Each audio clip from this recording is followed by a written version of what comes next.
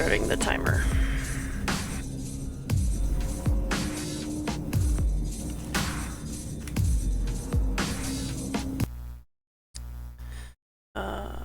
Where's my chat? There we go. Alright. And my internet has been stable this week, knock on wood. That's good. So.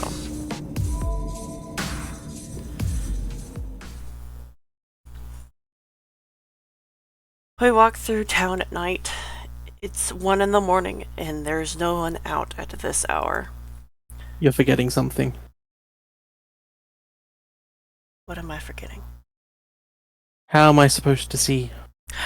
I am forgetting something. I apologize.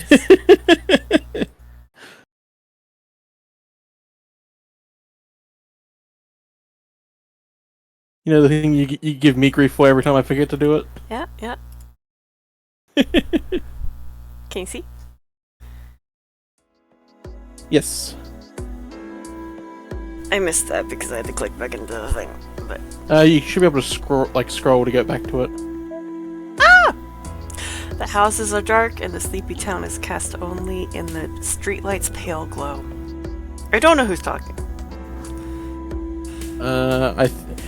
Whenever it's first person, it's usually Emiya. Otherwise, there'll be something that'll make it obvious it's not. Oh god, I'm talking to myself. That's right. Yeah, because I'm going to be doing the majority of the talking in fucking Sakura's route if we ever decide to do it. Hey Tosaka, are you planning on walking to the next town? Of course. Trains and buses aren't running right now. Sometimes a nighttime stroll's kind of nice. Okay, but I just want to make sure. Do you know how long that walk will take? About an hour, right? If it gets too late, we can just grab a taxi on our way back. I don't have that kind of money, and my point is more about whether it's safe for a girl to walk around at this hour. You know, it's been dangerous recently. I don't want to be responsible if something happens to you. Don't worry, nobody's going to mess with us. You might have forgotten, but Saber here is really strong. Oh. Yeah, she's so strong, she is like half the servants in Fate. Yeah. we have a whole conspiracy board for it. We need to finish that board at some point. I know. We should do that instead of a Fate stream sometime. Alright, we'll do it. We can do that. Now that she mentions it, if anyone picks a fight with Saber, they're dead for sure.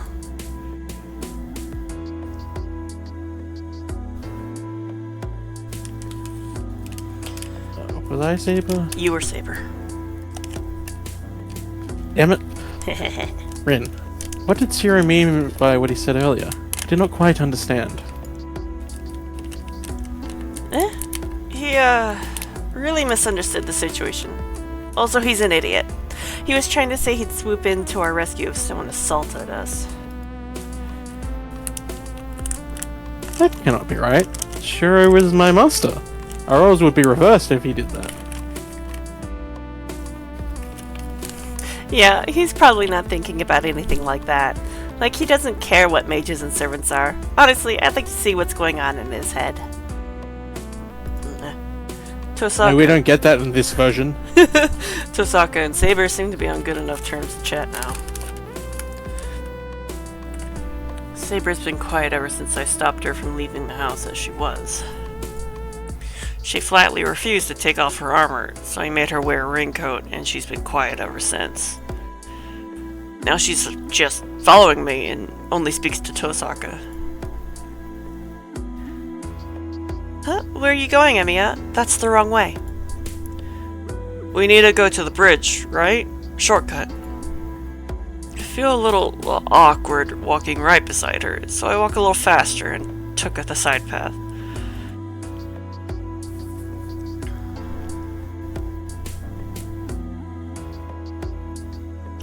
We enter a park along the riverside. All we need to do is cross the bridge to reach Shinto. I didn't know there was a path here. I see. We just need to head to the park since the bridge is accessible from the park too. Maybe it's the park at night. Tosaka, as she stands there staring up the bridge, looks prettier than when I see her at school. This isn't good. Let's just go. We didn't come here to goof off. I remind Tosaka to hurry and start climbing the stairs. Once we reach the road at the side of the bridge, it's just a straight shot to Shinto.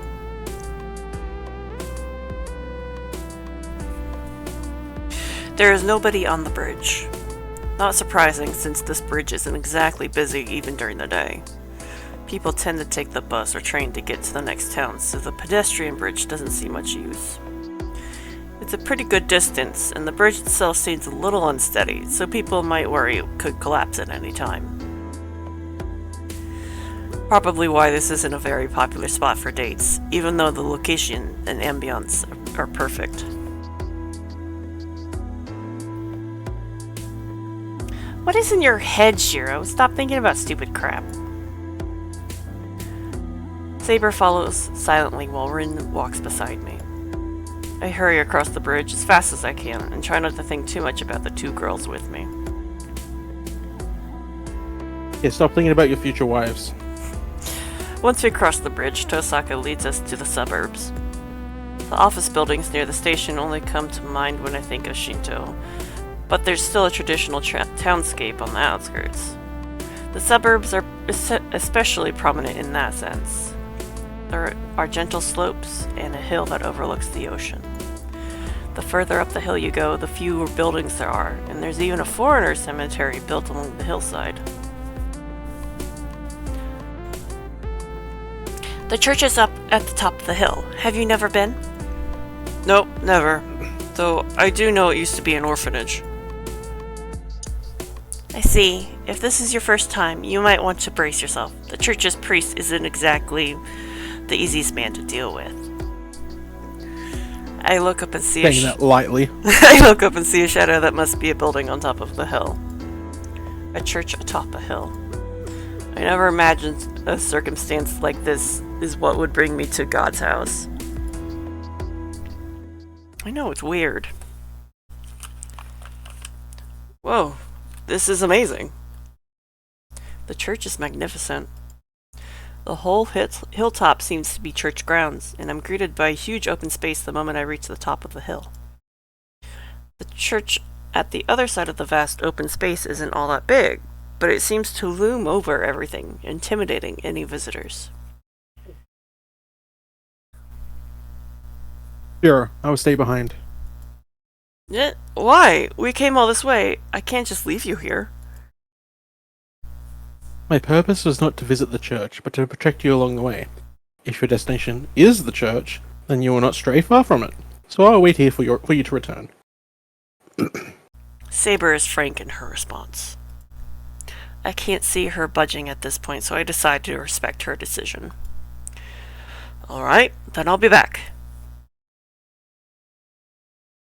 Yes, do not let your guard down, no matter who you are dealing with, Master.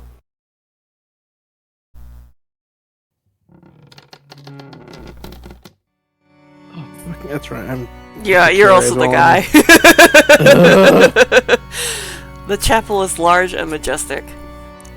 It must see many visitors during the day based on the number of pews in the chapel. The priest must have incredible authority if he's responsible for a church as great as this one.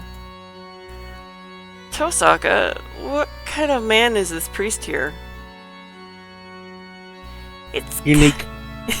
That's one way to explain him.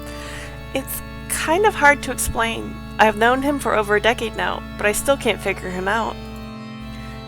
Known him for over a decade? That's a long time to know someone. Are you two related or something? No, but he's my guardian. On top of that, as a disciple, he's my senior, and my second mentor. Senior disciple as a mage? Yeah, why is that such a surprise? He's a priest, right? Are priests forbidden from using magecraft? Mages and churches have never mixed well. Mages belong to a large organization called the Mages Association. But there's also a hidden group operating in the shadow of the most widespread religion. Not one normal people would ever hear about or want to get involved with, known as the Holy Church. The two have nothing in common. They may have a sort of surface alliance, but they're constantly trying to kill each other given half a chance. The Church loathes heretics. They are out What? they are out to eliminate anything inhuman in the world, including users of magecraft. In the Church's eyes, only saints are permitted to perform miracles. All other human miracles are heresy. There are no exceptions, even for those within the Church. The higher the position one is within the Church, the more they are forbidden from the impurity of magecraft. It goes without saying that the more blessings someone receives from God, especially someone who is in charge of a church like this, the further the distance they should take from magecraft. Actually, I didn't know the priest here was on our side. Yep, he's the one that's supervising the Holy Grail War, so he's definitely an agent. Well, whether he's ever actually received any blessings from God is an open question.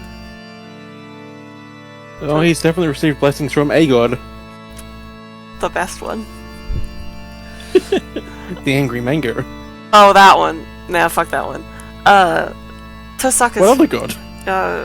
The half-god, my man's... Gil. Oh, you mean his dick. What? I can be jealous. Shut up. Tosaka's footsteps echo as she walks towards the altar.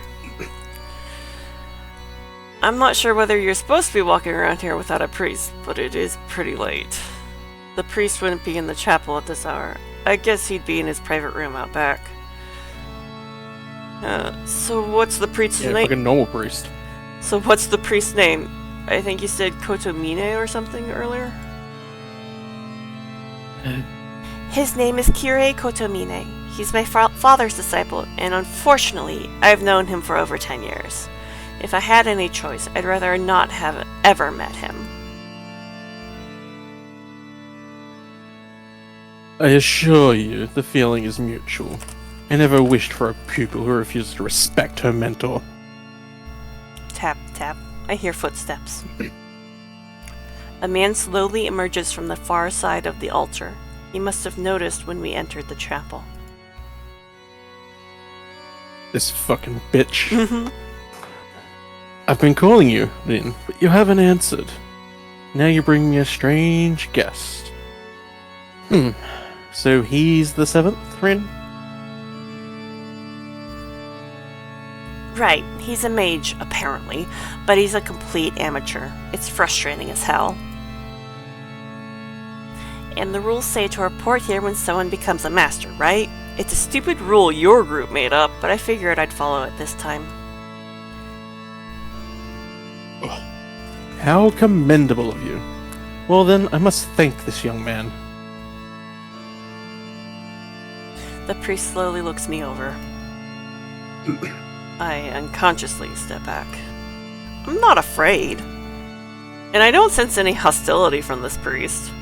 But the way he carries himself, he just gives off this indescribable aura of intimidation.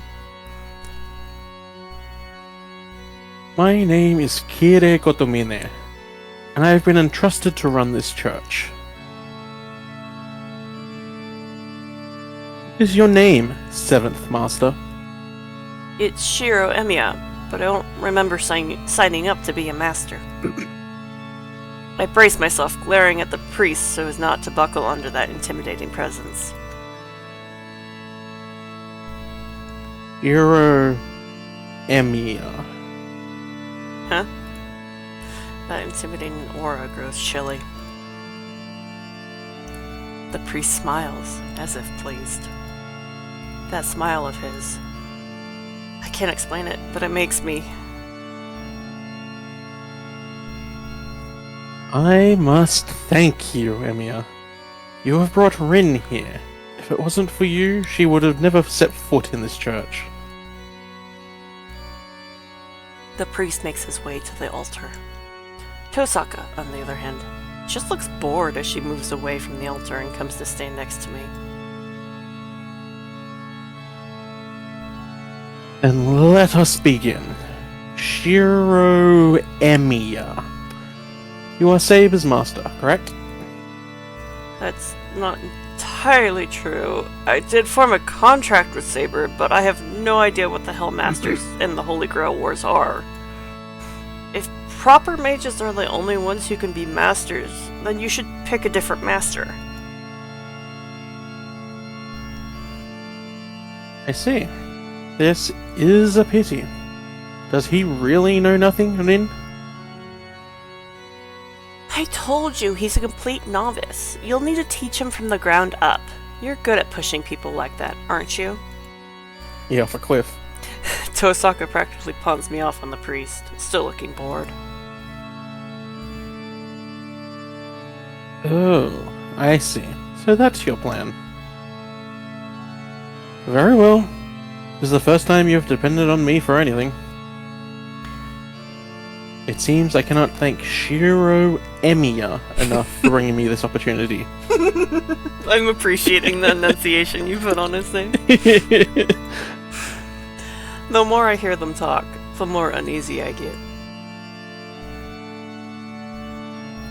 First, let me address some of your misconceptions. Listen to me, Shiro Emiya. The role of a master isn't something you can simply pass on to someone else, nor is it something that, after you have been chosen, you can simply quit. Once command spells are engraved on one's hand, there is there is no means by which they can resign from being a master, regardless of who they might be. I can't quit? Why not? Command spells are sacred marks. They're a trial placed upon masters. You can't simply forfeit because it's inconvenient. You will not be released from its pain unless the Holy Grail is obtained. If you want to resign from being a master, the only thing you can do is obtain the Holy Grail and have your wish granted. Do this, and everything can go back to normal for you, Shiro Emiya. Anything you desire. Even ridding yourself of the impure mud within you is possible. Why, even starting over entirely is possible.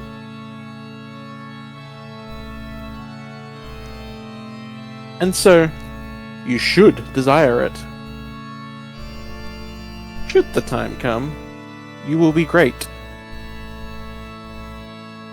I think my Discord's frozen. Yeah. I'm assuming that's supposed to be grateful, and then there's more. Mm-hmm. Do you want me to read the rest of it while you figure that out? Last time I had to wait until it decided to fix itself, so... Oh. So yeah, you just keep going, and eventually I'll tell you it's fixed. You will be grateful for your luck in being chosen as a master. If you wish to be rid of those unseen burn scars you have, you simply have to accept that sacred mark. Eh? I feel faint. The priest's words don't make any sense. The more I listen, the more I'm confused. Because he's a fucking bitch. Yet, his words permeate in my mind, staining me like blood. Kira, don't be so obtuse. I just asked you to explain the rules to him. I never asked you to open up old wounds. Her voice interrupts the priest's words. Tosaka? My confused mind snaps back.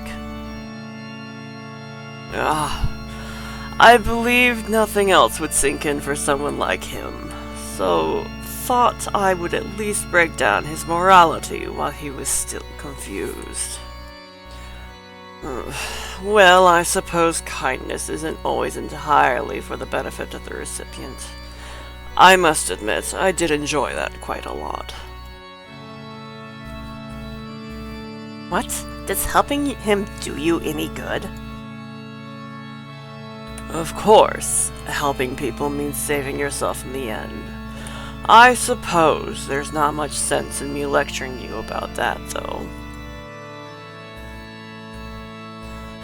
Let me return to the matter at hand, Shiro Emiya.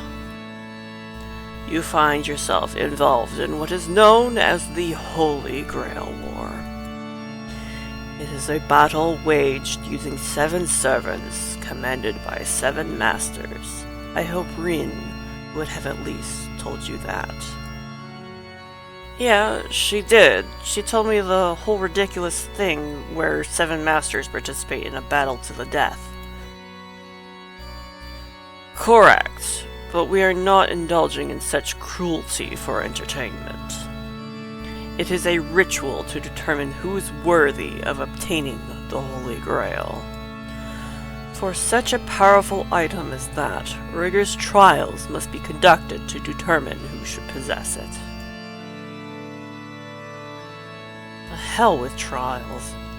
I bet this priest doesn't think of the Holy Grail War as a trial at all. Wait, you keep saying Holy Grail. What even is that? You don't mean the actual Holy Grail, right? Oh, Holy Grail. A goblet said to have received the blood of a saint.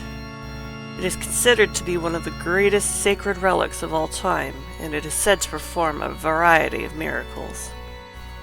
One of the most widely held beliefs is that whoever holds the Holy Grail can possess the entire world. That seems kind of unlikely since the Holy Grail itself probably doesn't even exist. Stories of a Holy Grail that can grant any wish appear in numerous myths and legends around the world. But that's about it. Okay, I think I got it fixed. A mythical power that none claim has ever actually existed or been replicated. That is the Holy Grail.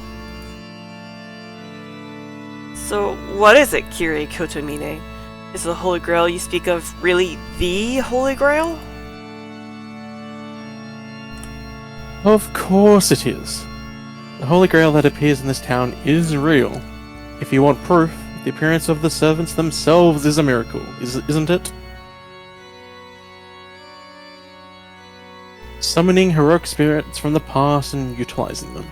It is a miracle close enough to the resurrection of the dead that it could be considered magic.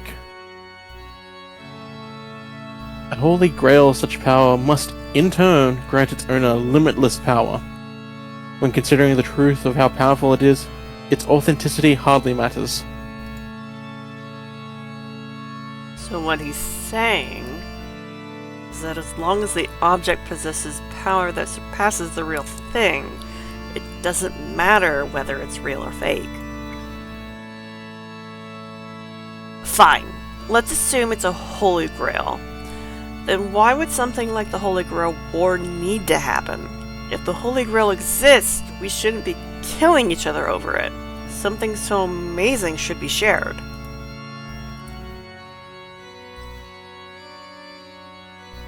A reasonable opinion. However, not an option we have the luxury of. Only one can obtain the Holy Grail. We cannot ourselves choose who.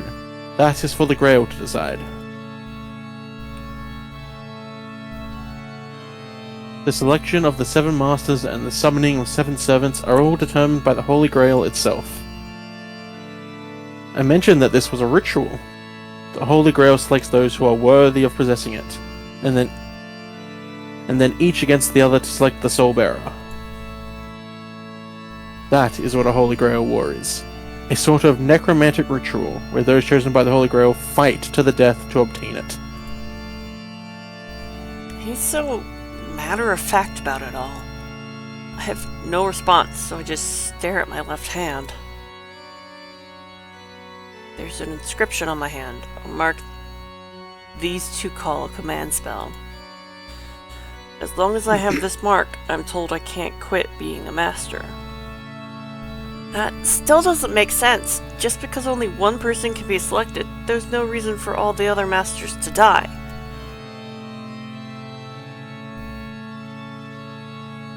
Wait a minute, you don't actually have to kill them, Emiya. The ritual doesn't require you to kill the masters. But you said it's a battle to the death. Even Kotomini said that. You do kill each other. Here, shush. Okay, so the Holy Grail here is in spirit form. It's not tangible as an object. It needs to be summoned in a special ritual, kind of like a seance. Summoning it can only be done just by us mages, but as long as it's in spirit form, we can't touch it. Do you understand what that means? I do. Only spirit forms can touch other spirit forms. Oh, so that's why you need servants. Exactly. To put it in simple terms, the goal in the Holy Grail War is for you to eliminate all the servants other than your own. There's no rule that you have to kill masters. Why didn't they tell me that earlier? Honestly, Tosaka and that priest both are pretty wicked. But that's a relief. It means Tosaka won't have to die, even if I do join the Holy Grail War.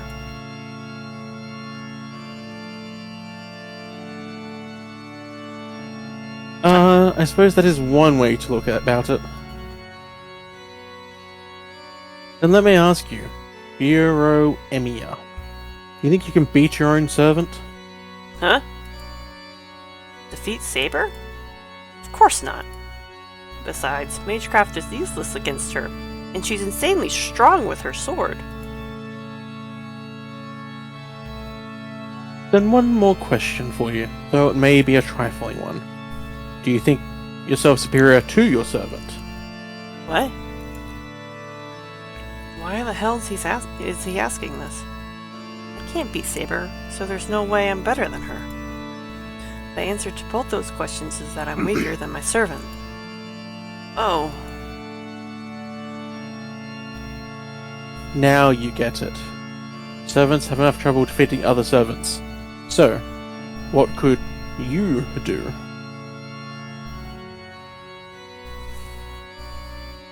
It's simple, really. A servant cannot exist without their master. No matter how powerful the servant, they will disappear once the master is killed. Which means... Now I get it. Nobody would make things harder for themselves. If someone... Harder?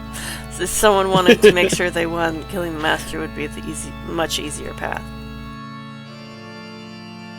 Yeah, I get it now. It's easier to defeat the master than the servant. Let me ask you this then. If the servant is defeated first, is their master no longer a master? If servants are the only ones who can touch the Holy Grail, then a master who lost their servant becomes obsolete, right? No, as long as the command spell remains, they still have the right to remain a master. Master is simply a mage who can make a contract with a servant. As long as they have a command spell, they can form contracts with as many servants as they want. A servant who loses their master does not disappear immediately. They can remain in this world until they run out of magical energy. Servants who lose their masters, and masters who lose their servants, can forge a new contract together and return to the battle. Which is why masters seek to kill other masters. Allowing others to live may pose a greater risk later on. Then what if you use up your command spells? That means you can't form another contract with another servant, and the servant who gets freed will pair up with another master? Wait, that's...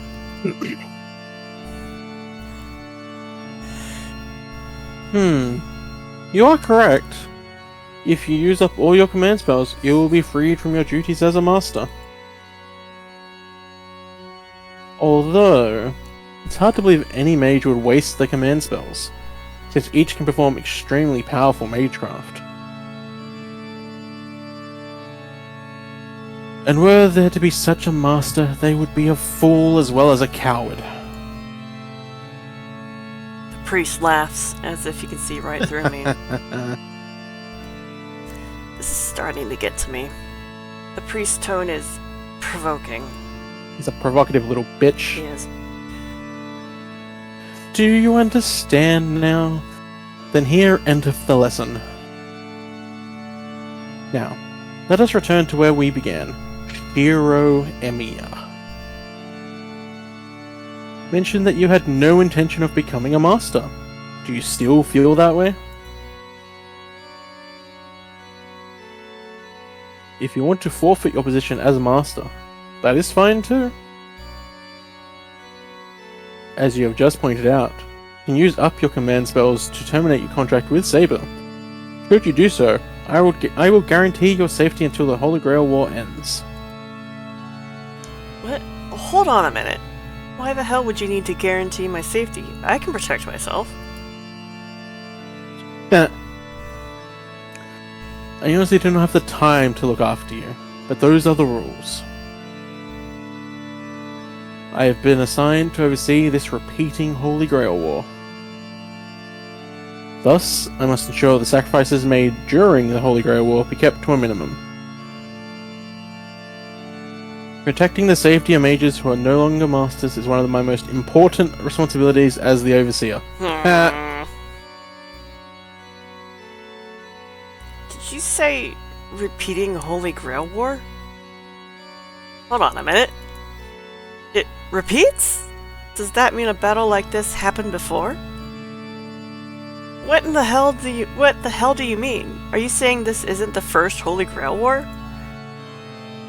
Oh, you sweet summer child. Of course not. Do you think an Overseer would have been dispatched for this the first time? This church is a special agency responsible for collecting relics. Our organization's original goal is to investigate and recover the true cross. But here, our duty is to assess the Holy Grail. Our job is to investigate the 726th Holy Grail that was detected in the Far East. Wait, 700? Is that right? It can't have been...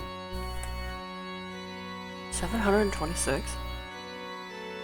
Because it only started... let's say a couple hundred years ago, give or take. Because the first proper Holy Grail War was with the first of the three clans. Yes.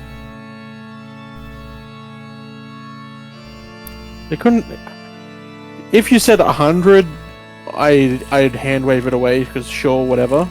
But that's... But 700? 726 is a very specific number.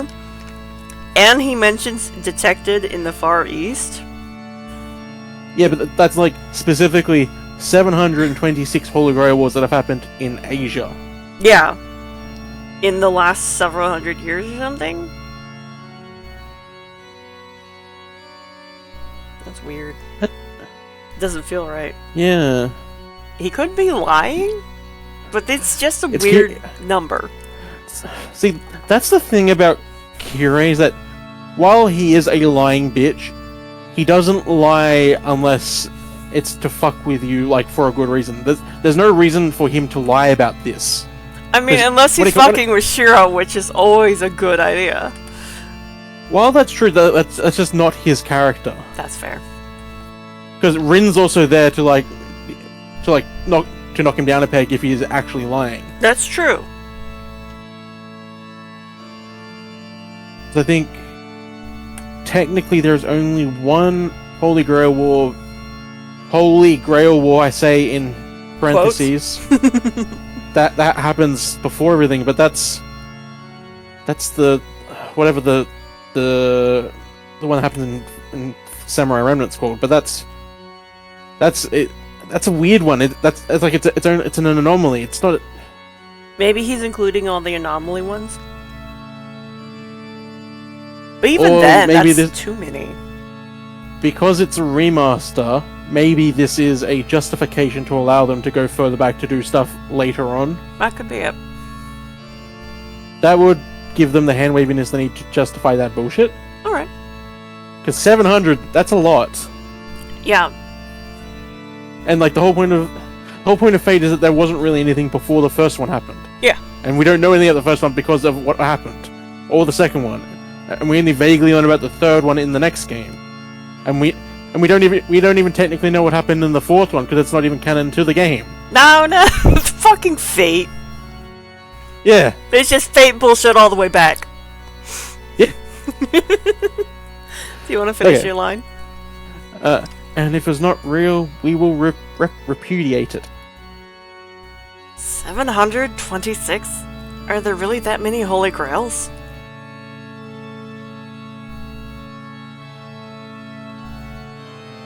Actually, hang on. Can you scroll back and make sure it's not actual Holy Grail wars? Holy Grail.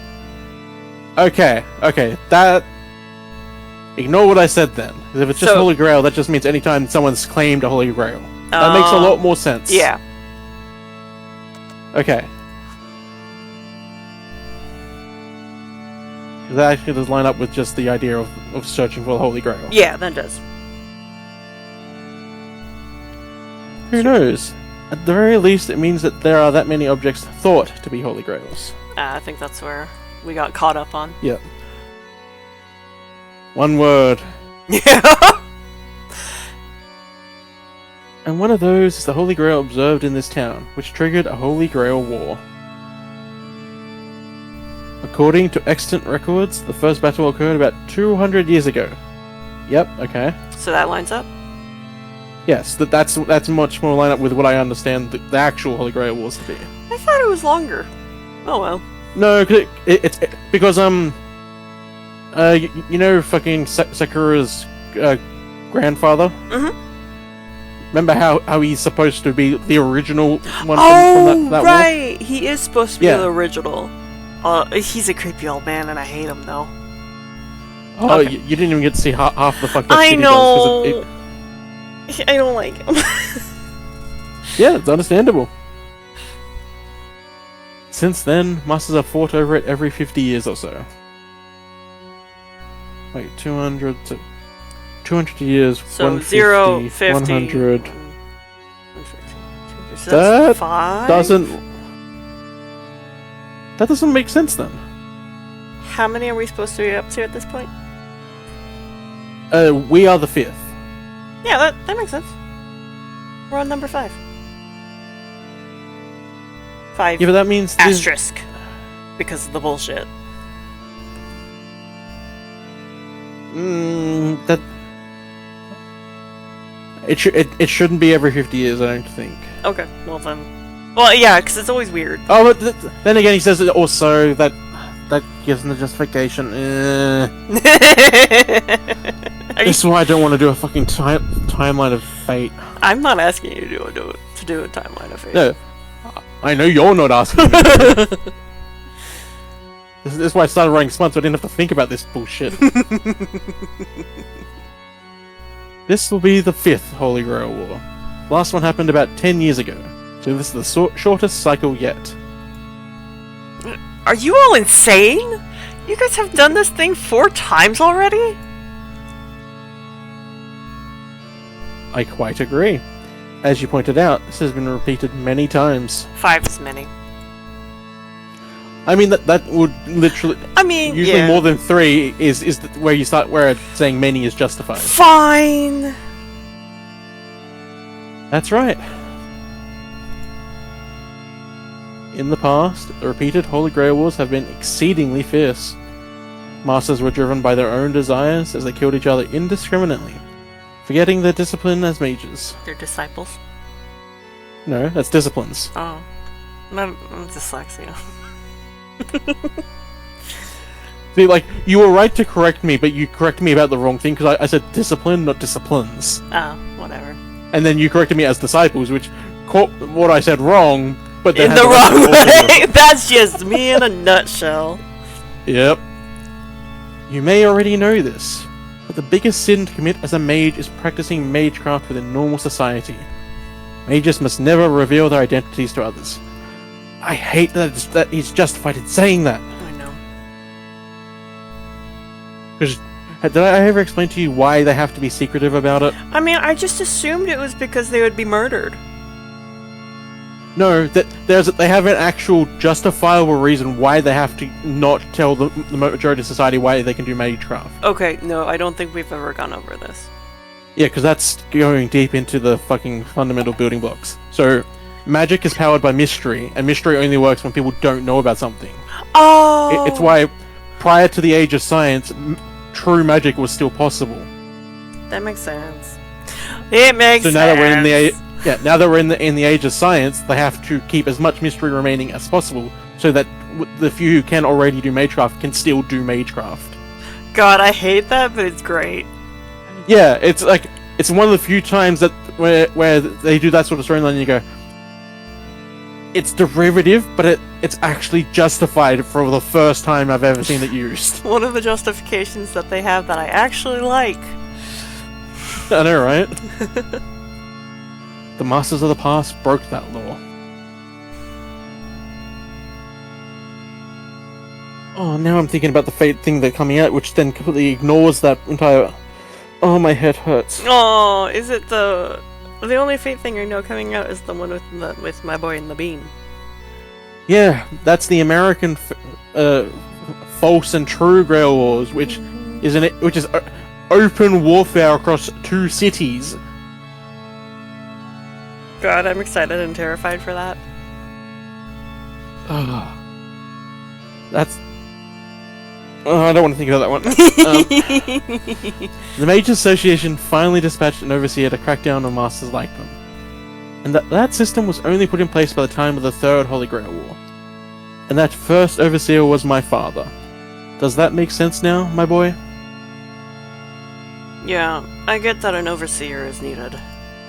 But based on what you just said, this Holy Grail War is fundamentally a bad thing, right?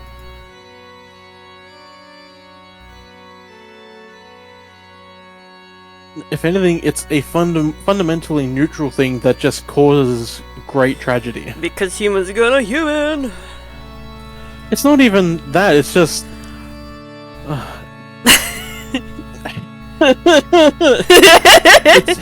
it's because this specific branch of the timeline, this Grail causes evil influence.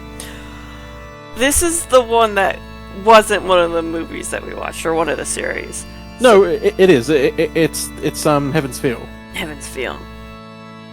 Because this is the timeline branch where Avenger is born and the Grail is tainted. Okay.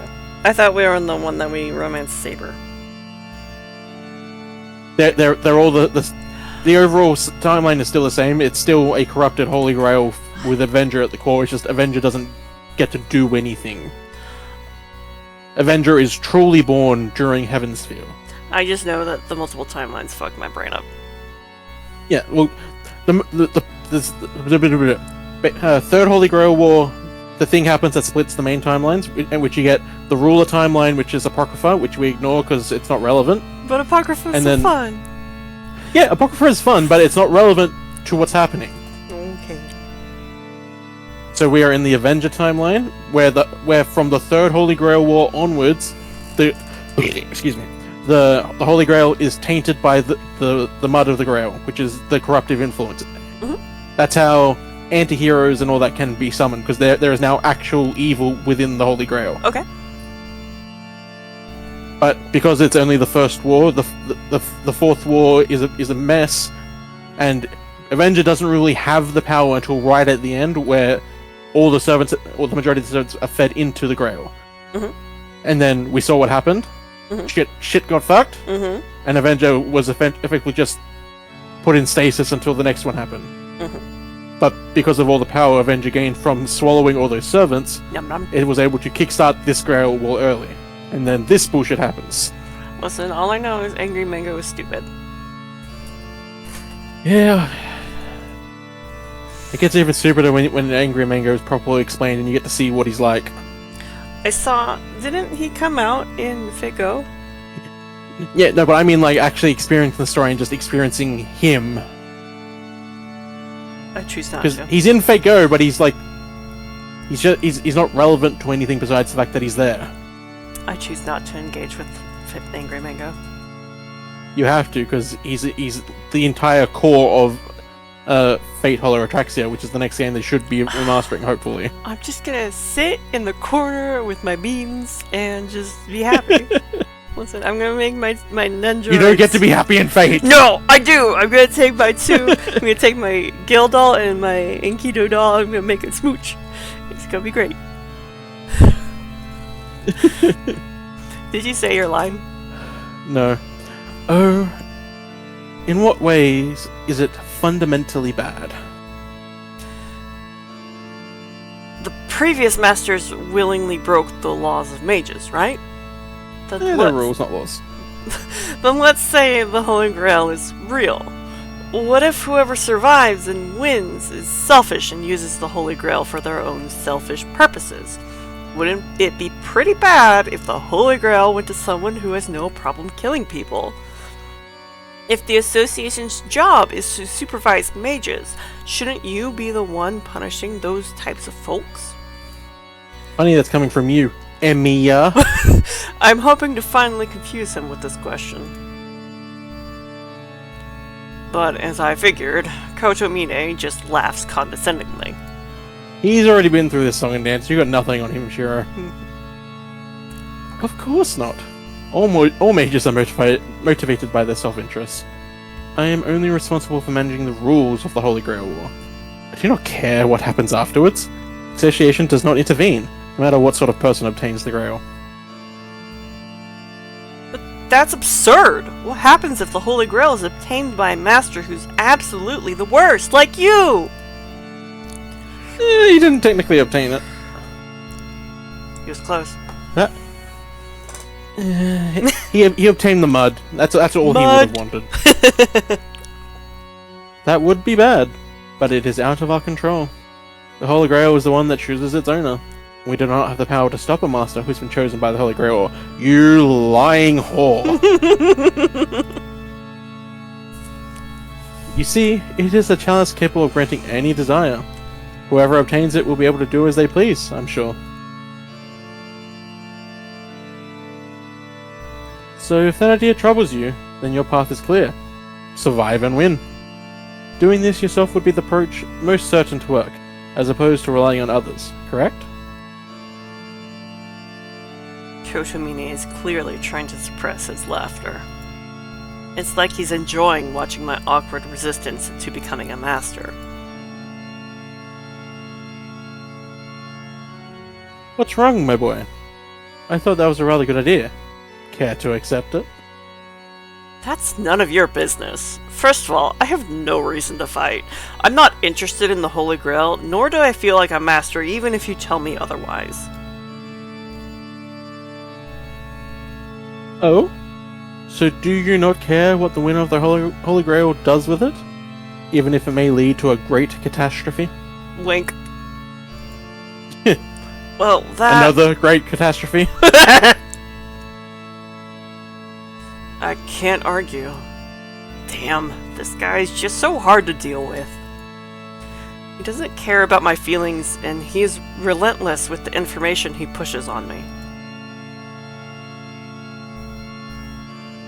If you have no reason to fight, that is fine too. It must mean you do not care about what happened 10 years ago.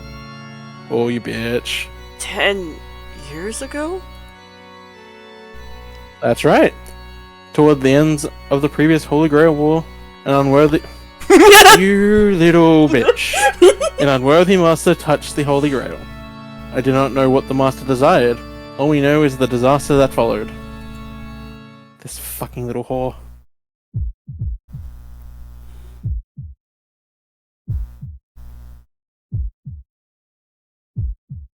For a second, the image of that hell flashes before my eyes. Wait, don't tell me that...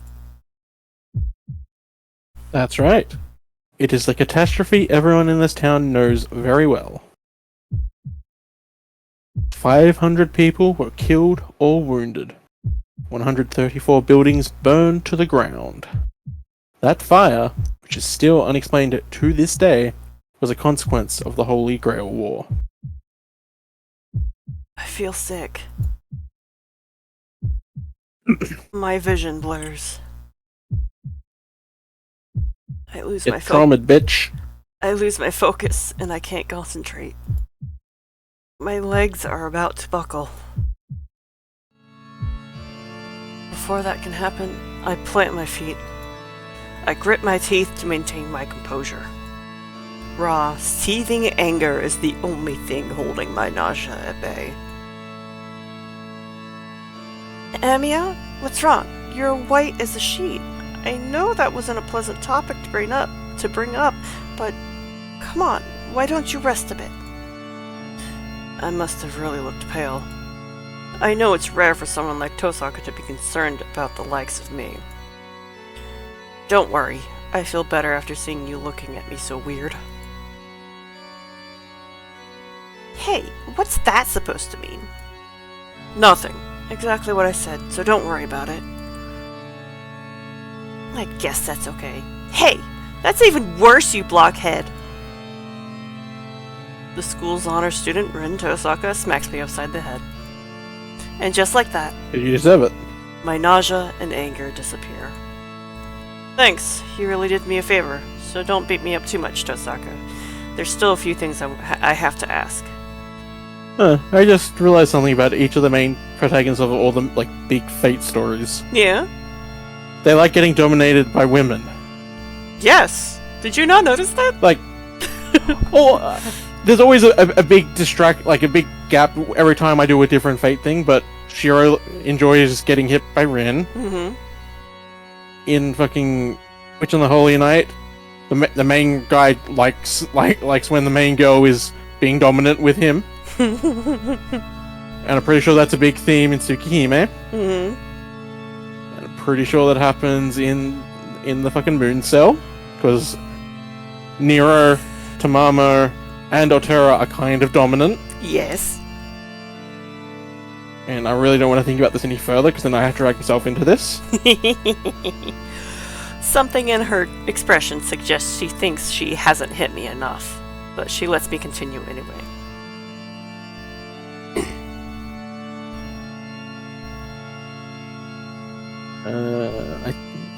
We'll treat this like Kiro.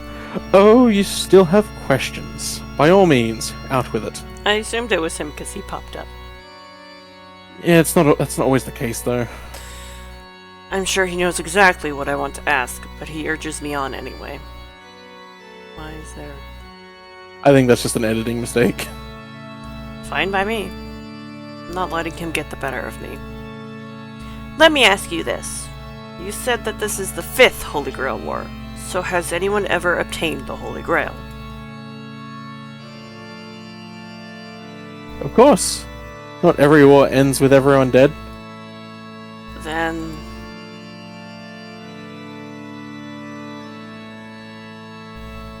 Don't jump to conclusions. Obtaining it is the easy part. After all, this church actually manages and is in possession of the Holy Grail. If you're wondering whether someone has touched it, I'll have you know I touch it every day. Don't That's not what he say means, that. you bitch, and you know it! Don't say that. I don't want to picture Kirei touching something every day. But he you know for a fact that him and Gil would be touching it every day and using it. Yeah, but Gil is amazing, so...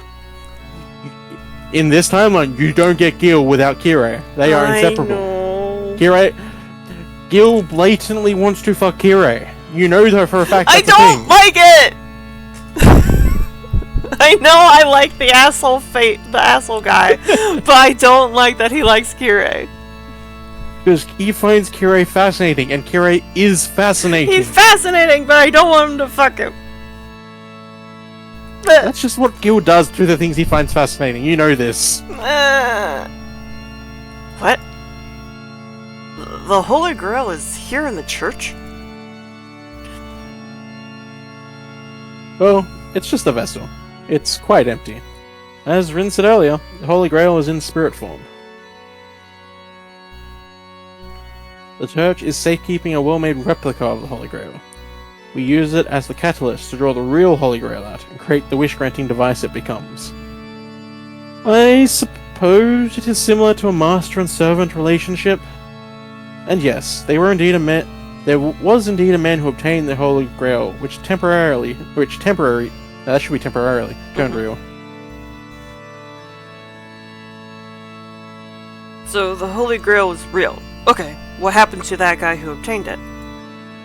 He died 6 years later from a wasting disease. Don't worry about it. Don't ask who it was.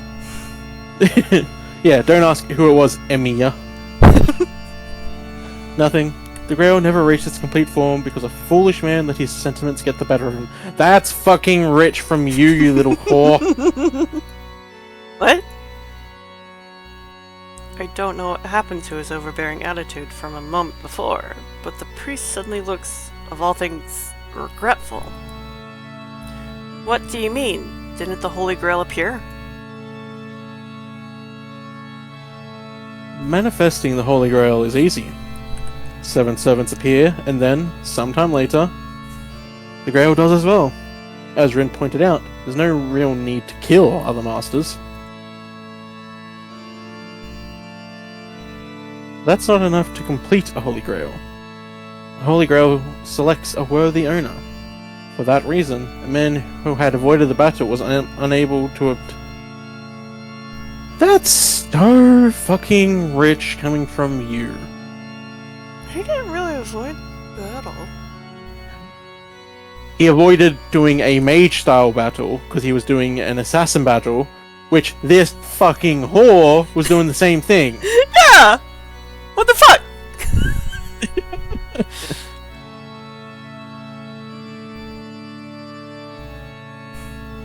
It just means it's useless to attain the Holy Grail without settling things with the other masters. A master who first got their hands on the Holy Grail during the last war was just a wuss. They didn't want to fight other masters and just ran away from the Holy Grail. Don't listen to Karai's bullshit, Rin. Tosaka almost spits the words, then goes back to averting her eyes from Kotomine. You're kidding. Does that mean Kotomine was one of the masters from the previous war? And even though he obtained the Holy Grail, he dropped out because he refused to fight?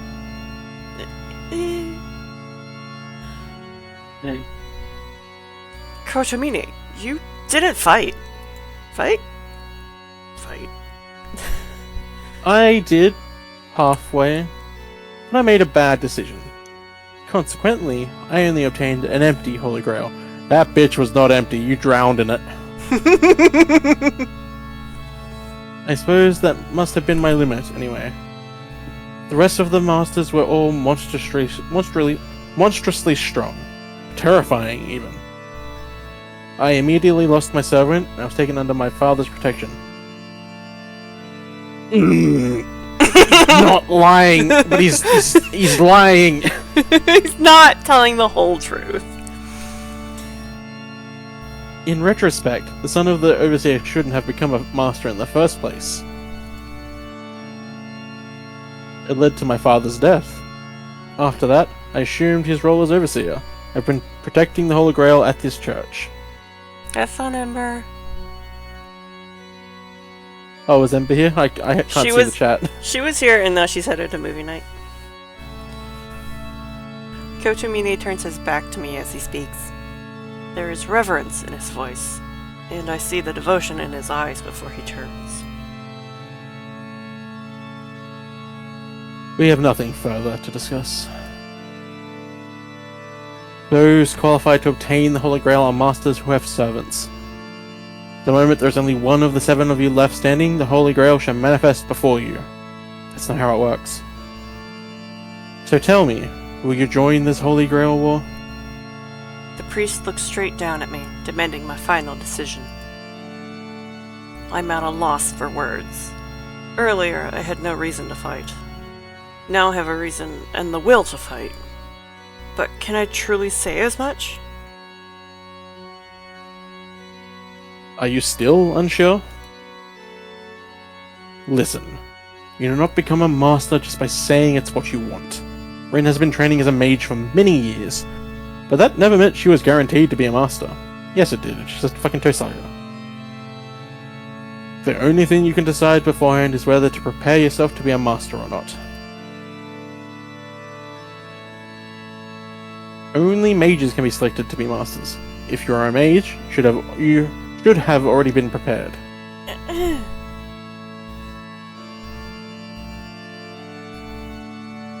However, if you're still lacking resolve, there is nothing to be done.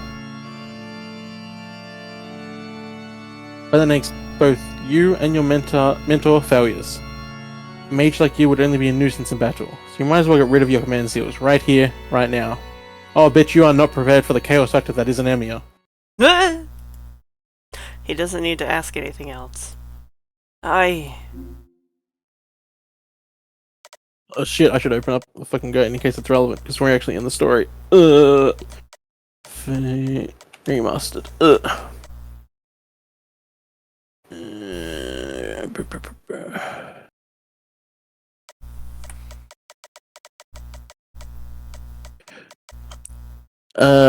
You should be able to save right now, right? Cool, save. Then choose destroy the seal first to get one of the bad endings. I can't go along with this.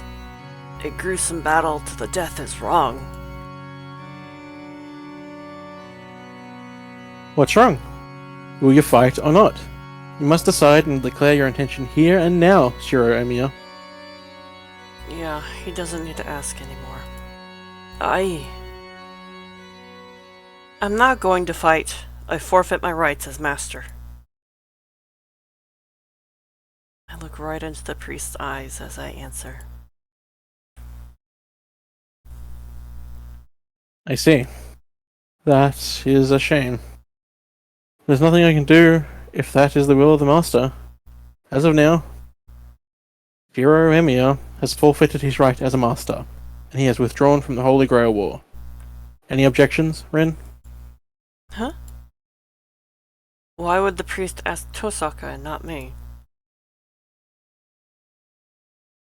I don't mind. If that's Emiya's decision, there's nothing I can say to change it.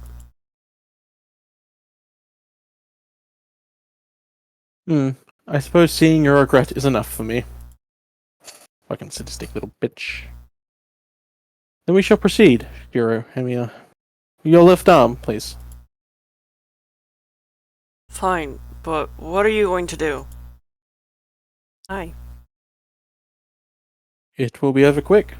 I'm simply removing the command spells on your hand. There are two factors that make a master.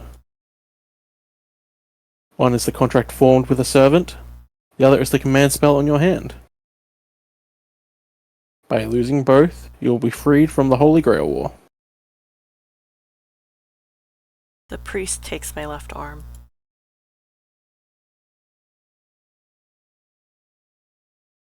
This will hurt. Try to relax. His fingers plunge into my arm. 5 fingers dig mercilessly inside my arm. My entire body jerks from the pain. I hear the sound of tearing flesh. This was not my mind playing tricks. Even if it was some sort of illusion, I can feel my arm being torn apart. My arm is unscathed, though.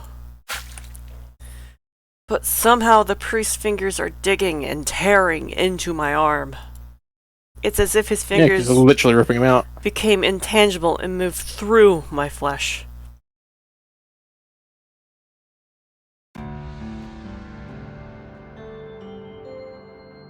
It is complete. The operation is successful. Huh? I look at my left arm. There's not a single wound, yet I feel a bruising pain throbbing along the whole arm. In exchange for that unpleasant feeling, the inscription on my hand changed shape. It changed shape, or there are fewer strokes. Magic Bow.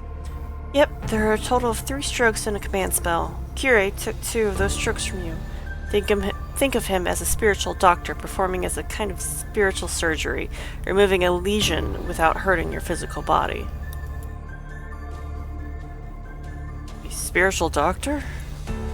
If I remember correctly, they're specialized mages who can treat someone by repairing the spiritual body. And I hear they perform magecraft that uses a type of curse by removing tumors without cutting the patient up, like magic.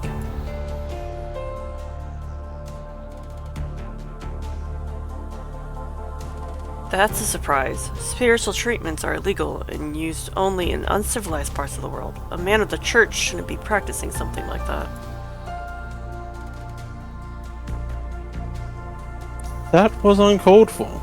I was unfit to be a priest the moment I acquired the ability to perform magecraft.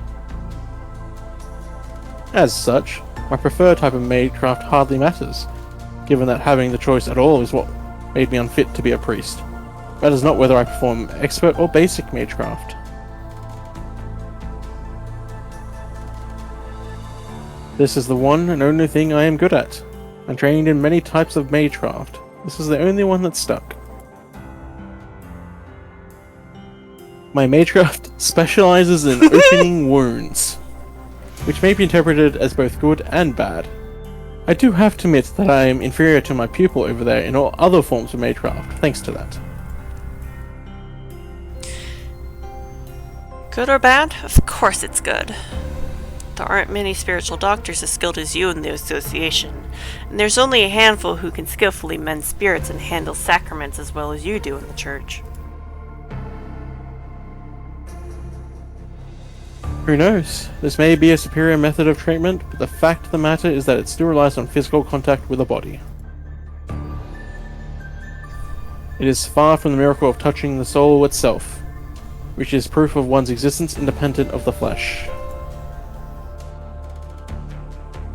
Either way, the extraction of the command spells is complete. The rest is up to you, Shiro Emiya. You must use your final command spell and sever your contract with your servant. Yeah, like a little bitch you are. Sever my contract with my servant? That's right, you need to request to dissolve your contract with Saber, who's waiting outside. Saber will likely refuse, which is why Kirei left you a command spell to force her to agree. There you have it. You will use up your command spell, sever your contract with your servant, and ultimately declare yourself, and ultimately declaring to the other masters that you are harmless.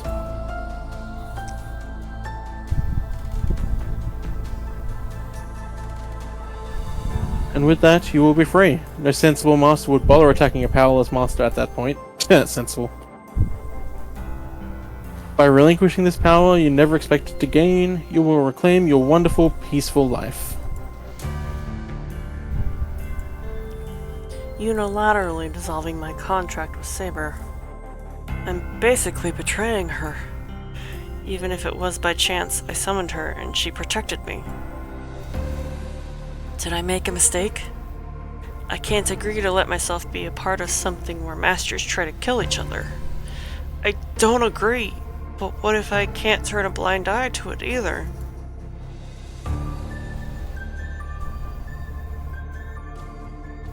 What are you doing? You need no incantation to activate the command spell. You simply have to focus your thoughts on the command spell and order your servant. You either tell Saber directly, or you can simply simply cut your contract right here. It is your choice.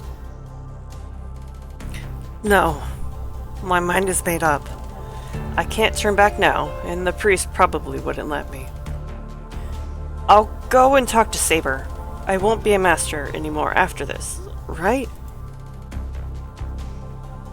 Directly to Saber? Emiya, that's... Yes, I guarantee it. Go and say goodbye to your servant. Afterwards, I will welcome you into the church for protection, assuming you live that long. I'm not sure how serious he is, but the priest says he'll welcome me. I have no intention of being under his care, though. All I'm going to do is forfeit my claim as master. I absolutely refuse to receive any help from him after that. I refuse. I don't want your protection. After I talk to Saber and use my last command spell, I'm going home. That'll be it. I'll never see you again.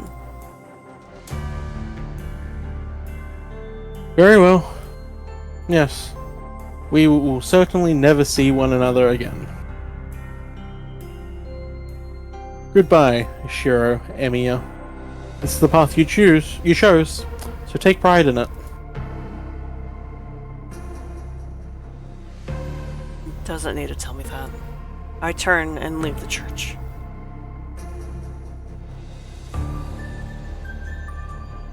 I step outside the church. She's there, waiting in the stone-paved square beneath the clear sky. Have you finished your conversation, Master? Yeah, I learned what the Holy Grail War was about. And with that in mind, I made a decision. Saber, I'm going to resign as a master.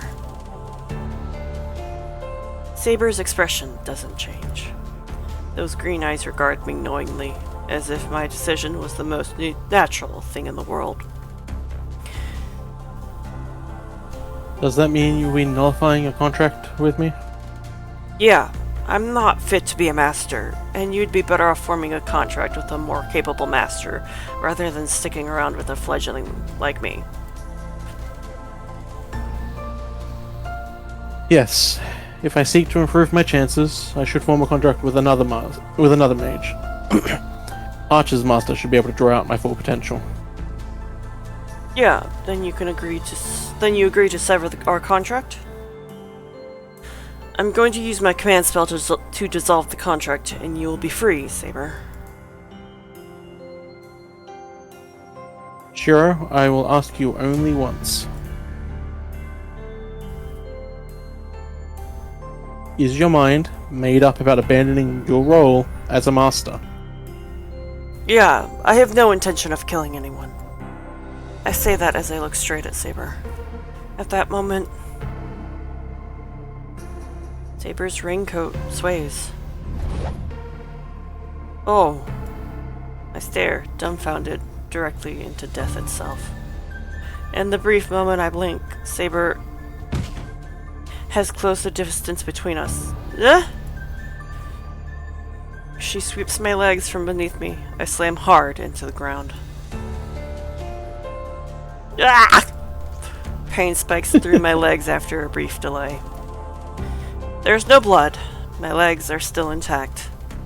It's a relief. I still have legs. Thankfully, she only struck my legs with a metal rod. My bones are cracked, and my leg hurts like it's been shattered to 1,000 pieces. But it's better than having both of my legs cut off. Hero. A mage who is no longer a master will die at their servant's hands. No matter how inexperienced you are, you summoned me, and you have the power to keep me in this world. A servant requires a master. If you are to sever the contract, I will kill you and take your body, your magic circuits. Do you still want to relinquish your role as a master? I try to ignore the pain and focus all my concentration into looking up at Saber. I sense no hostility or murderous intent from Saber. As natural as breathing, Saber will kill me without remorse or regret, simply to remain in the world. Even so,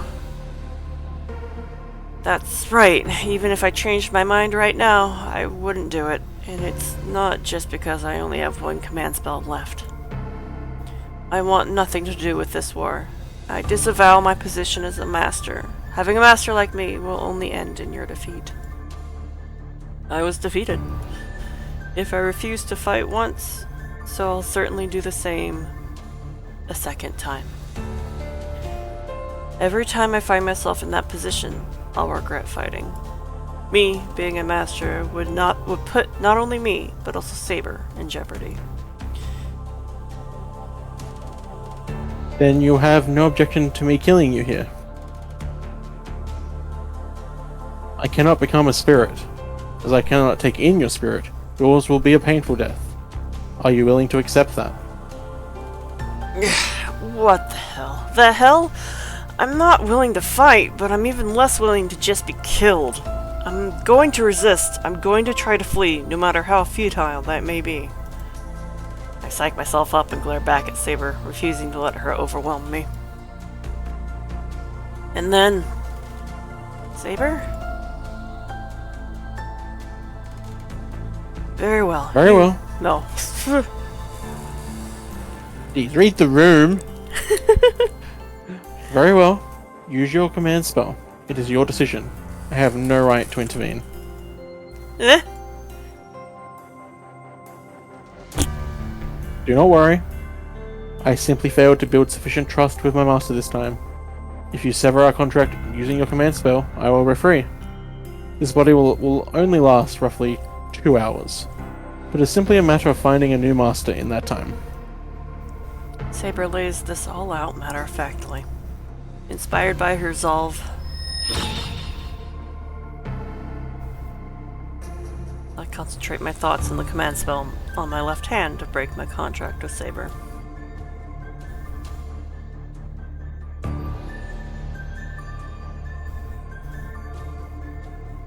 Now, you will be free. Our alliance was brief, but your magical energy was pleasant to me. I shall never see you again, but I pray you survive this battle. The silver armor moves away. I realize that I have the urge to call out to her, but I smother it before I embarrass myself. I have no right to call out to her. She didn't blame me for arbitrarily severing our contract and was concerned for my safety until the very end. And since I've pushed her hand away and stepped down from the Holy Grail War, I'm in no position to call to her.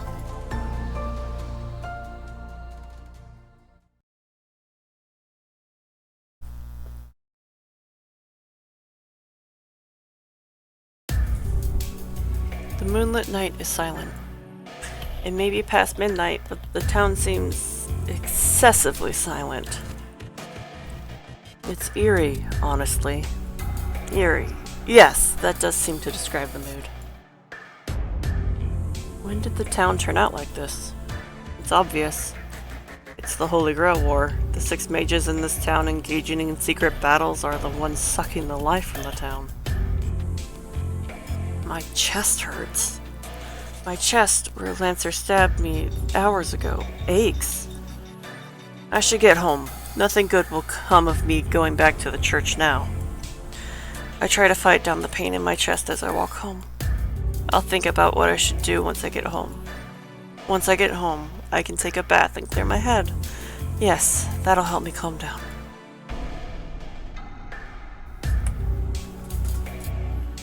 And yet, I'll think about what I should do once I get home.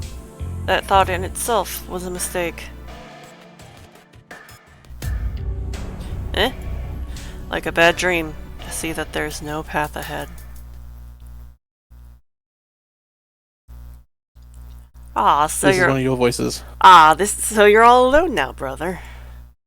I raise my head towards the sound of a girl speaking in a hushed voice. You need to make a cuter, more psychotic voice for this. That one, okay.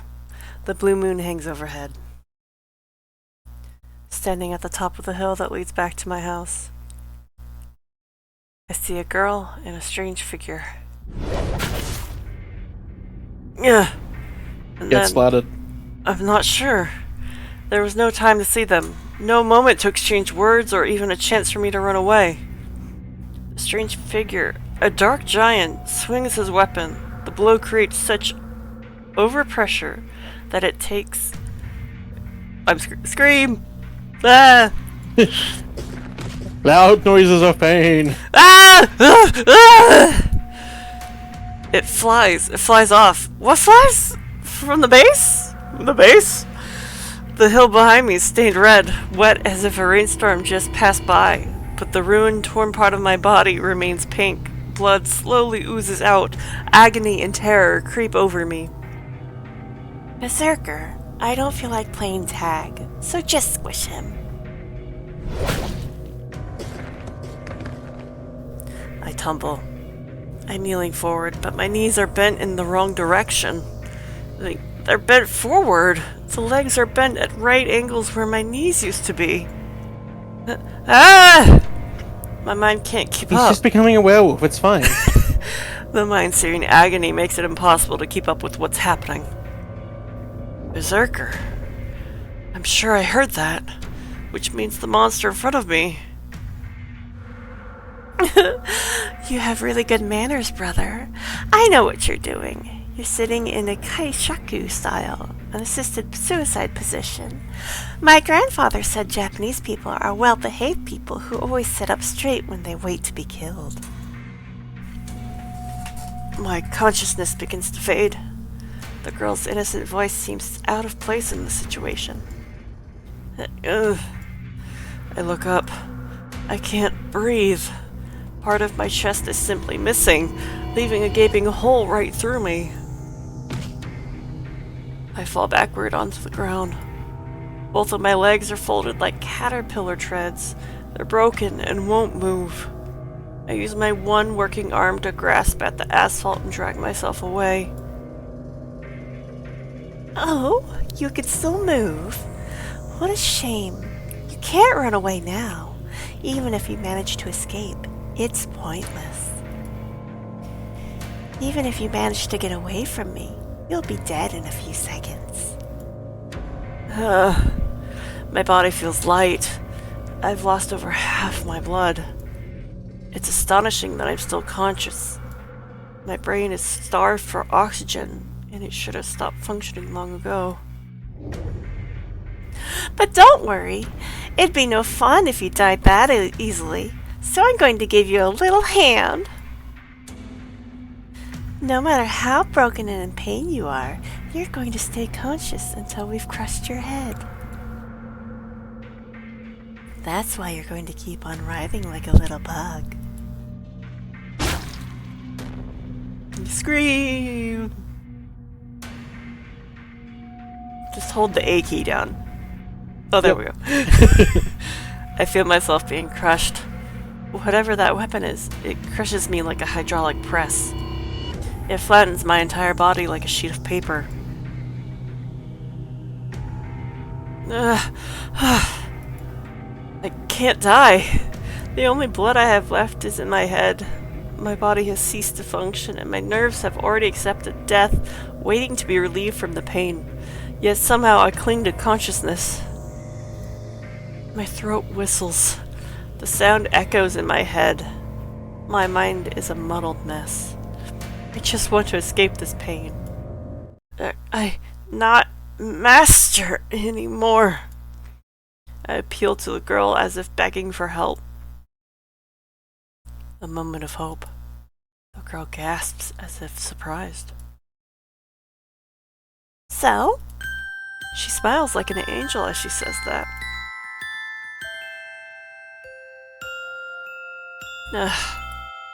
All rationality abandons me. I'm not going to get away from this. I feel then, down to my soul, that I'm going to die here.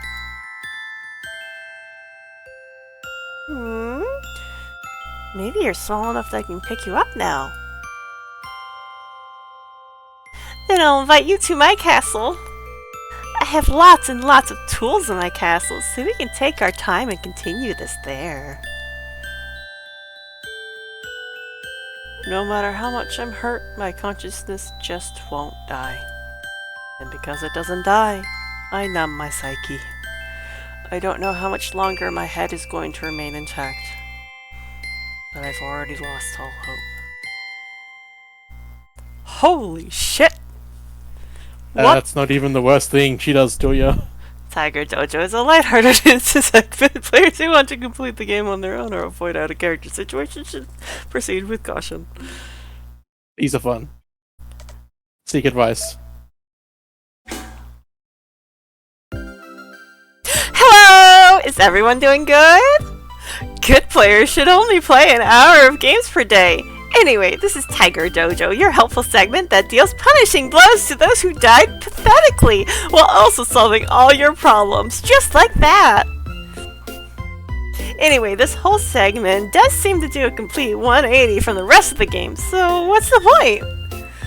Answer: Disciple number 1. Yes, ma'am. This dojo is a behind-the-scenes segment to help out that dimwit Shiro. That means this is the pillar that supports Fate. It may be no exaggeration that this is the main story of Fate. Marvelous! Bravo! Avocado. Avocado. Avocado! Very good. Anyway, you may have realized this by now, but this dojo itself is Fate's very core.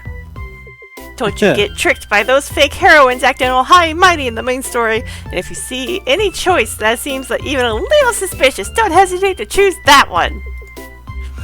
Anyway, this time Shiro. Aw man, he got squished real good. Who does that kind of thing? Maybe a real jerk. Who do you think about that, my disciple? What do you think about that, my disciple? I don't see a problem! It's clearly a cute, hip way for someone to express a twisted kind of love! Wrong! Oh, it's my mistake. Anyway, this time around, the hopeless Shiro met his end because he ticked off a certain heroine. Exactly. He shamelessly broke the honorable samurai spirit by showing his back to the enemy. He committed a literal seppuku, a suicide by disembowelment. So from now on, make sure you choose lots of cowardly choices. You'll have no trouble dying again. But you know, this is a Q&A segment by name, so I suppose I should listen to your problems. Disciple number 1, what is the appropriate countermeasure for this?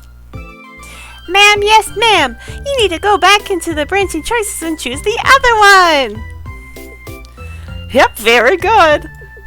Unexpected deaths like this happen all the time, so saving right before you make a selection should be standard practice. That's it for this time. I'll see you at the next practice. Yep, see ya.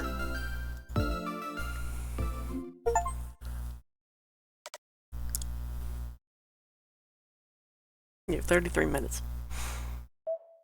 Okay. I'll have a girl fight! I'm not going to run away. To be honest, all this Holy Grail War and Master stuff doesn't feel real to me. But if my only choices are to fight or run, I'll never run away. Even the priest told me that I should be prepared if I'm a mage. That's why I need to decide.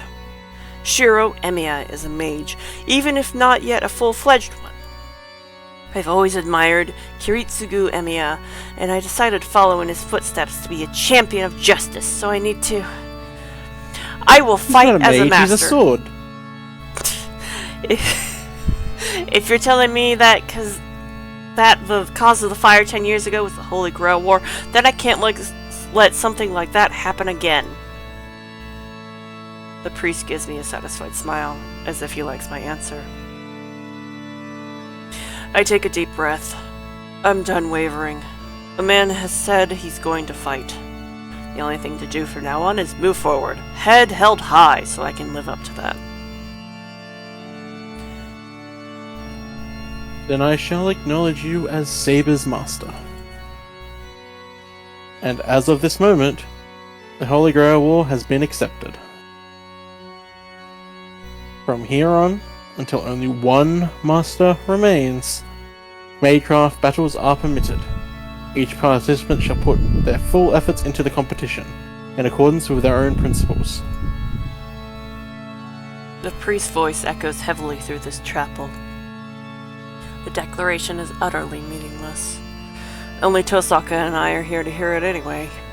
He just rang a metaphorical bell to kick things off as a formality, I guess. And that's that. Before I go home, can you care to answer a question, Kyrie?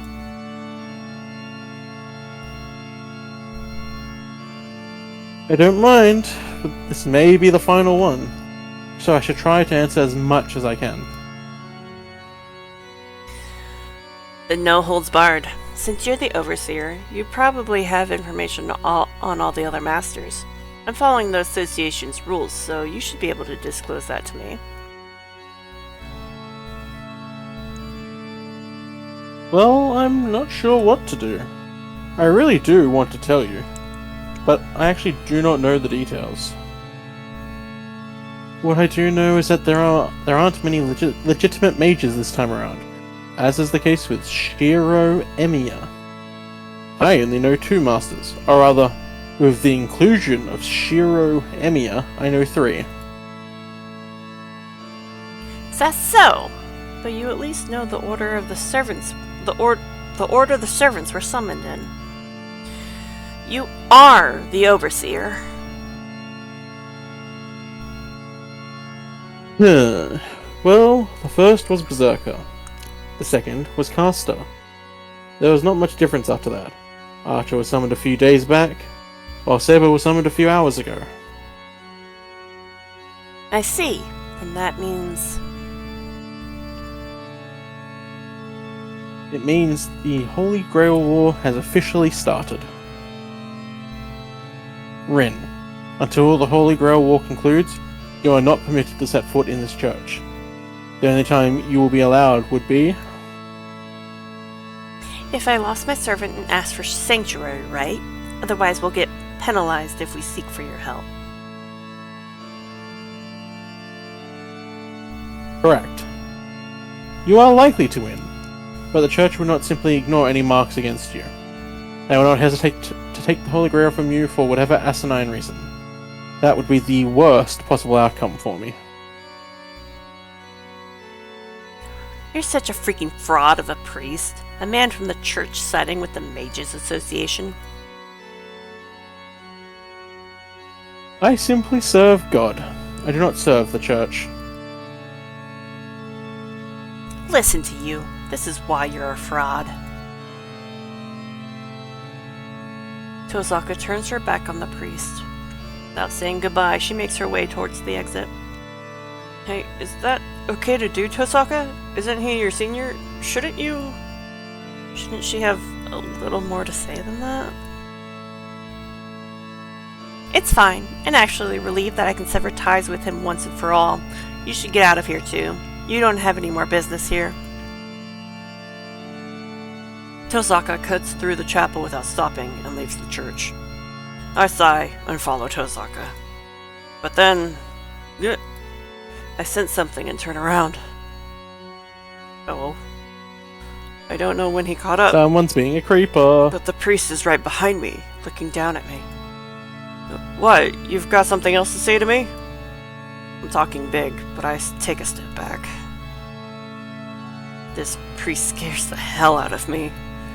I don't know what it is. Maybe he just rubs me the wrong way. Whatever it is, I can't make myself like him. I'm going home if you've got nothing. I head to the exit, trying to escape his stare. But at that moment... Rejoice, my boy.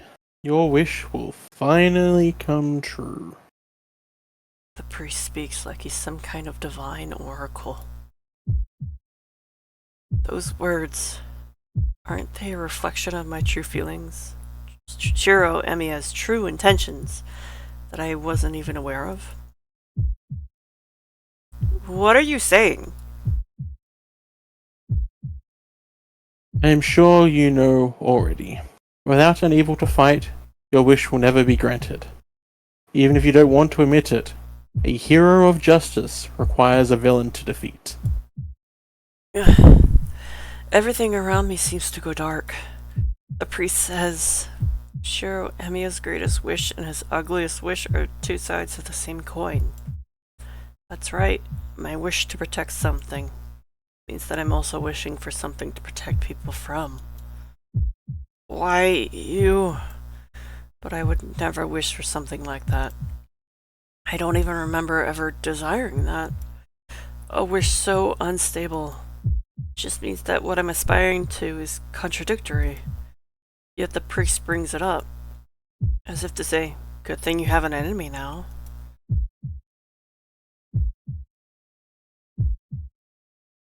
You needn't sugarcoat it. Your conflict is only natural for a human being. I try to shake off the priest's words and head outside. Farewell, Shiro Emiya. This will be my final warning. Be careful on your way home. The world as you know it is about to change. You will kill or be killed, for you are a master now.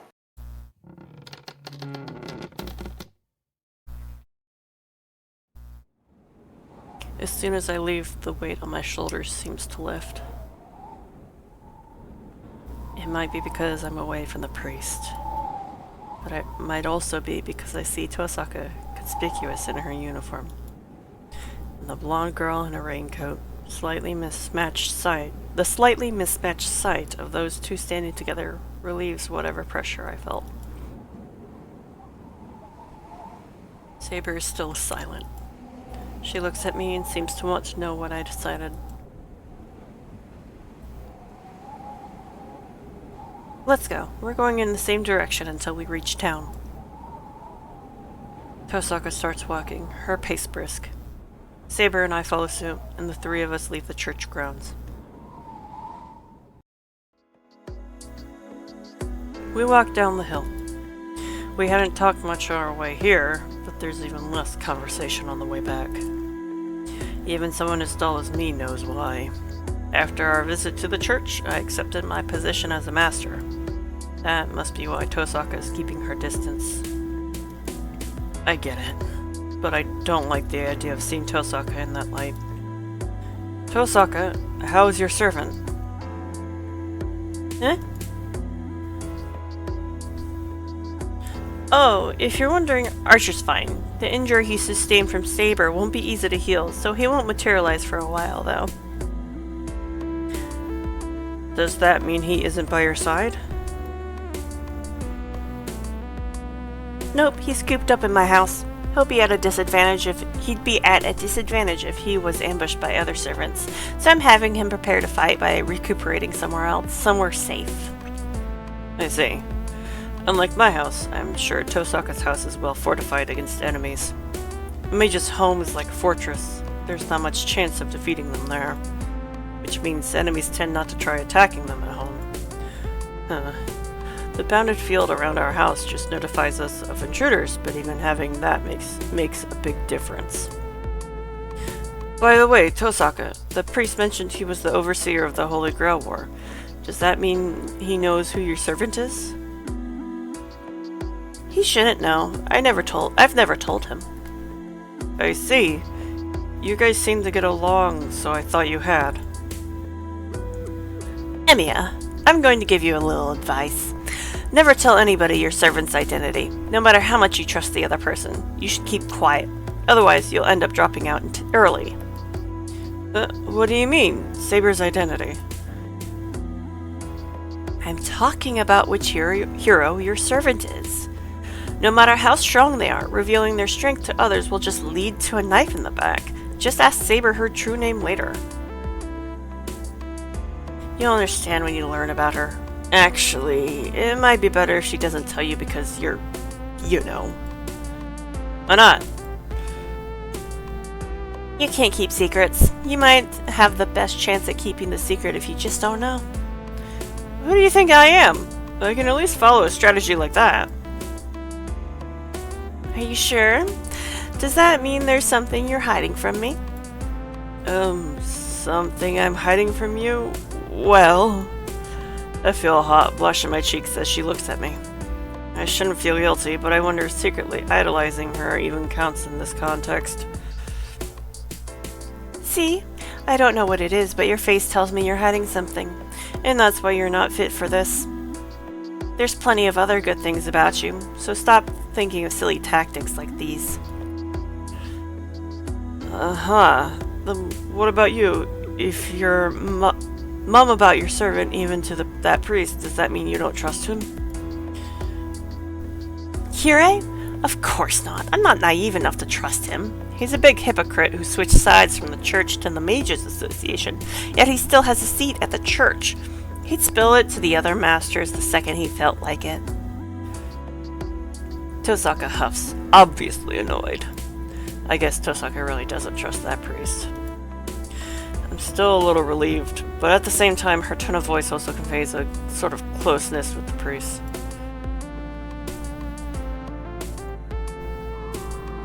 We cross the bridge. There's nothing else to talk about. Our frosty white breath hangs in the winter air. The faint sound of flowing water bubbles up from beneath the bridge where we walk in the streetlight's illumination. All of those small details etch themselves onto my memory. Oddly, I don't think to look at Tosaka's face. It feels like more of a rarity to be walking beside her like this than it does to see her face. Stop staring at her ass, boy. Me, Tosaka, and the girl called Saber, about whom I know nothing. Three of us, without doing anything in particular, walk back to our homes.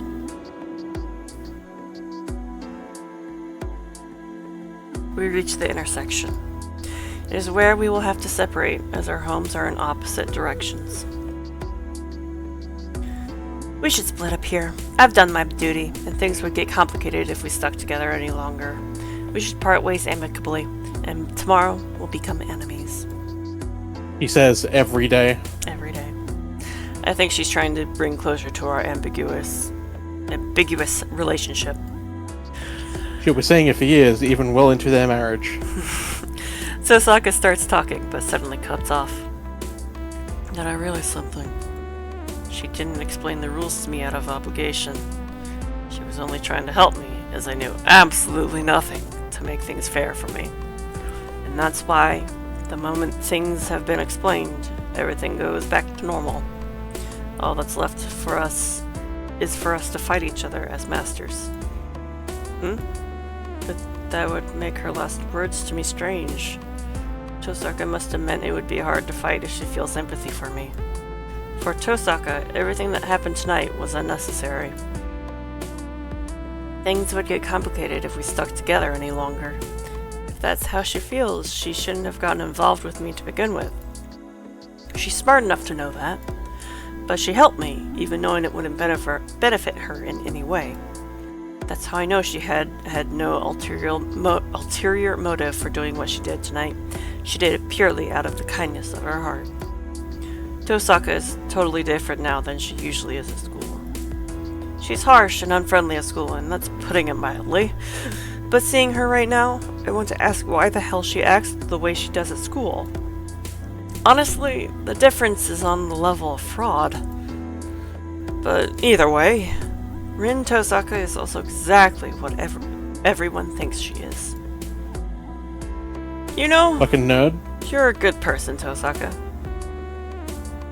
Huh, where did that come from? Flattery won't make me go easy on you. I know that. She had to tell me it would be a pain to be empathetic because she isn't going to go easy on me. I know, but I would rather not be enemies with you because I like people like you. What? I heard Tosaka's house is in the residential district with all the western houses in the opposite direction of my house. She took care of me up until now, so I'd like to walk her home. Anyway, don't forget to run to that church the moment your servant is killed. You'll at least live if you do that. I'm not sure about that, but I'll still take your advice. Anyway, I don't think that will happen since I'm likely to die before Saber. I've calmly assessed the situation. Tosaka's reaction is once again puzzling. After that weary sigh, she glances at Saber. Fine, I won't warn you anymore. At this point, it would really just be an act of empathy. Just be careful. Saber may be strong, but it's all over if you, the master, wind up dead. She turns around and starts walking. And yet, she stops dead in her tracks as if she's seen a ghost. Tosaka? The moment I call out to her, stinging pain shoots through my left hand. Are you two done chatting? A young voice echoes in the night. The sing-song tone comes unmistakably from a young girl. My eyes are drawn to the top of the hill. I hadn't noticed the clouds parting. Now the brilliant moon illuminates the sky. And there,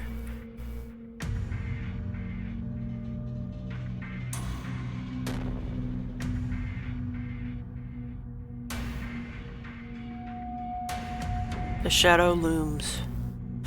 It's a strange shape that seems out of place in the darkened town. Berserker? I'm not familiar with the word Tosaka whispers. I don't even need to ask. It's definitely a servant. It gives off an overwhelming aura of death that suppresses even the fire from 10 years ago. It passes. 15 minutes. Good evening, brother. This is the second time we've met. The girl smiles. Her innocence sends a chill up my spine. No, the chill goes deeper than that. It's not just my body, even my mind freezes. That thing is a monster. Not even looking into its eyes, but its intimidating presence paralyzes me. My instincts tell me I'm dead the instant I move. It feels like someone is pressing a knife against my exposed stomach. Crap, he's definitely in a different league. While all I managed to do is stand there paralyzed, Tosaka is composed enough to brace herself. Even that seems futile. I can only see her back, but I still sense her despair.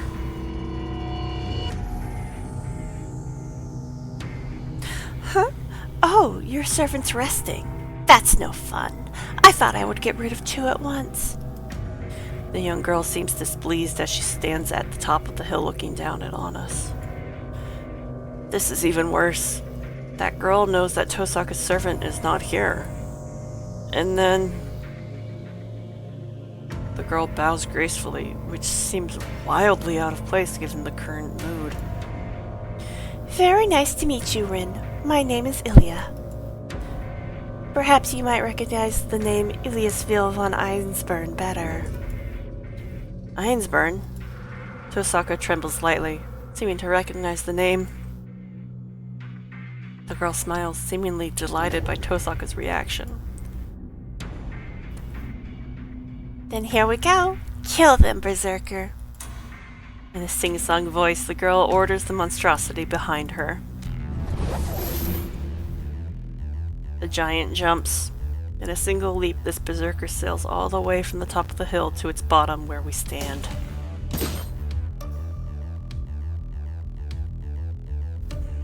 Here, get back. Saber surges forward, her raincoat flutters off her shoulders, blocking my view for a moment. Saber runs towards where Berserker is about to land. Berserker lands, kicking up a small torrent of air in his wake. The two meet almost simultaneously. The very air shakes. Saber stops Berserker's rock-like sword with her invisible sword. Nyeh. Saber's mouth twists as she strains. And then Berserker's giant sword moves in a flash, creating a whirlwind. Thunder. The clash of swords almost tearing the air ends in Saber's defeat. I hear something skidding. Saber blocks Berserker's giant sword with her own, but the impact pushes her backwards.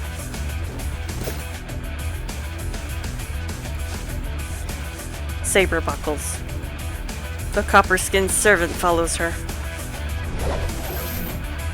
The monster swings its giant sword again and again as if it knows how to do nothing else. Saber continues to block it with her sword, unable to dodge the strikes. Saber's sword being invisible doesn't matter.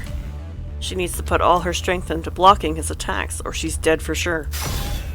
Saber's left with no choice but to remain on the defensive. The only chance Saber has of winning is to find an opportunity to strike between Berserker's attacks. And yet, that's only if Berserker leaves her an opening. His massive black rock sword moves like a raging storm. He is enormous. Despite his size and unwieldy weapon, Berserker's faster than Saber. His unrelenting attacks just smash whatever is in his way. That's all. But it's enough to be effective.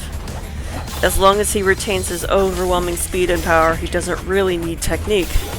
Humans devise techniques to compensate for their own weakness. That giant, that monster, he has no weakness. Run! It's the only thing I can manage to say. My body is completely frozen. That thing cannot be beaten. Saber is going to die. That's why she needs to run. It'd be easy if it was just her that needed to flee. Of course, she knows that perfectly well. Oh, that's not good. My body may be paralyzed, but my mind is still working. The raging storm of death simply won't let up. Saber retreats, unable to block it all. And then the final unblockable blow comes. Saber hangs in the air, twisting her body impossibly. Saber manages to defend against Berserker's titanic swing. It's all she can do to defend herself from the fatal blow. But because she can't completely brace against the giant's tremendous swing, his attack sends her flying. After sailing into a wide arc, she falls to the ground. Just before her back hits the ground, Saber turns in midair and lands on her feet.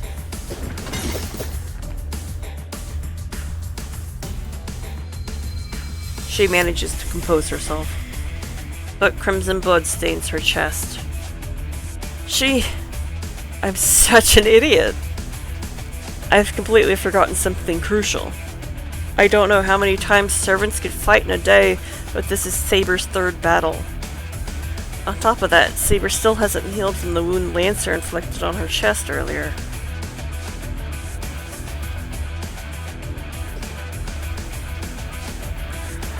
Saber shifts her guard to protect her chest. Berserker moves in like a violent wind, striking at Saber while she's hampered by her wound. His blow rains down on her back.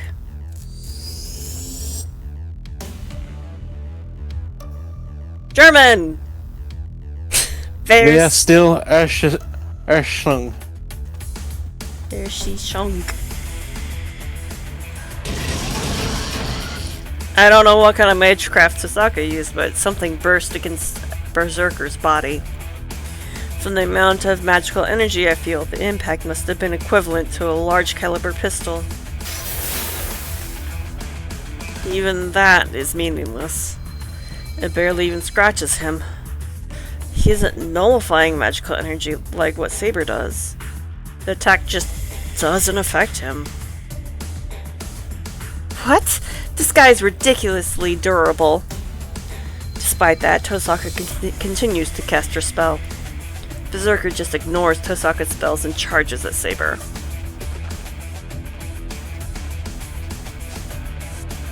Saber painfully lifts her head. She readies her sword, intent on continuing the fight. The sight of her in so much pain gets me moving again. No! Run, Saber! I yell with all my might. She hears me, but she braces herself to confront an enemy she can't possibly compete with. Berserker's attacks are relentless. Saber weakens with every block. The end slowly creeps up on her. Where in that small frame of hers does such power come from? The butt. Saber doesn't retreat. She endures the great sword's furious attacks and tries to push Berserker back with sheer vigor. She has no chance of winning. Even though she knows her demise is inevitable, she holds her ground adamantly. Maybe it sensed something from her. Roar! The monster, silent until now, suddenly roars.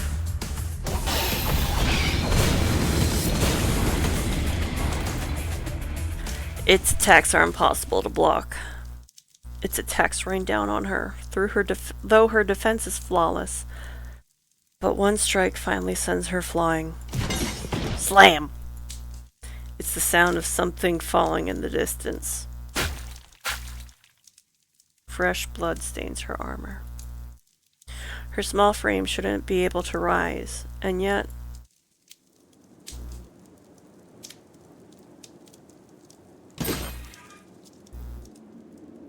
No. She still stands up without thinking. Her actions say that she needs to keep going or else I'll be killed.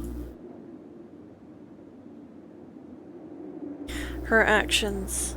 I realize I made a foolish decision. Berserker stops after defeating Saber. It doesn't so much as look at Tosaka or me, it just waits for its master's orders. You can't win! My Berserker is the greatest hero of Greece. What? The greatest hero of Greece? Don't tell me he's... That's right.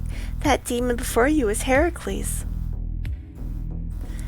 He's the most atrocious monster ever, but he's on a different level than any of the heroes you two could summon and handle. The girl calling herself Ilya narrows her eyes in joy. Her eyes express elation from the anticipation of finishing off her enemies. There is no need to ask who she's expecting to kill. Saber. Then what will I do? Am I going to fight that monster instead?